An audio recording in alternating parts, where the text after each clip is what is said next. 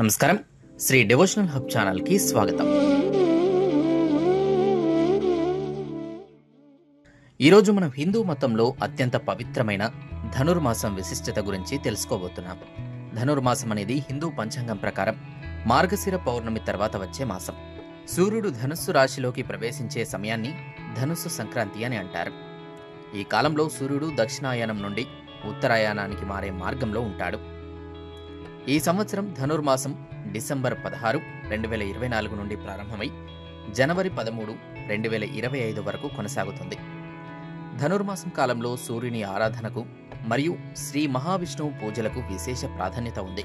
ఇది ఆధ్యాత్మిక సాధనకు మరియు తీర్థయాత్రలకు అత్యంత అనుకూలమైన కాలం. ఆగమశాస్త్రం ప్రకారం ఆండాల్ పూజ, తిరుప్పావై పఠనం, గోదాదేవి కళ్యాణం వంటి విశేష కార్యక్రమాలు ఈ మాసంలో నిర్వహిస్తారు. ధనుర్మాసం కాలంలో ప్రతిరోజు శ్రీ విష్ణుమూర్తిని మధుసూదన పేరిట పూజిస్తారు. తొలి పక్షం చక్కెర పొంగలి, పులగం, రెండో పక్షం దధ్యోజనం నైవేద్యంగా సమర్పిస్తారు. పెళ్లికాని మహిళలు ముగ్గులు, గొబ్బెమ్మలతో ప్రత్యేక పూజలు చేస్తే తమ కోరికలు నెరవేరుతాయని నమ్మకం. ఈ ధనుర్మాసంలో నెల రోజుల పాటు శ్రీ వెంకటేశ్వర స్వామి సుప్రభాతం ఉండదు. దానికి బదులుగా తిరుప్పాలియ జిచ్చి పాసురాలు పఠించబడతాయి. ఇది గోదాదేవి గీతా గోవిందం వినిపించే ప్రత్యేక సమయంగా నిలుస్తుంది.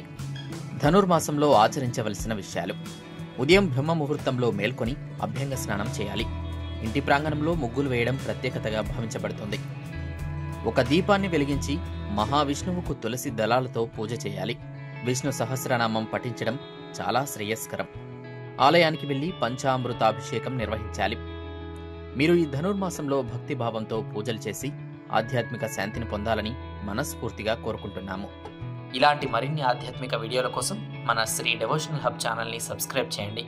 అలాగే మన శ్రీ డివోషనల్ హబ్ ఛానల్ని ఇన్స్టాగ్రామ్ మరియు ఫేస్బుక్లో ఫాలో అవ్వండి. అన్ని రకాల పూజా సామగ్రి కోసం ఇప్పుడే మన వెబ్సైట్ని సందర్శించండి.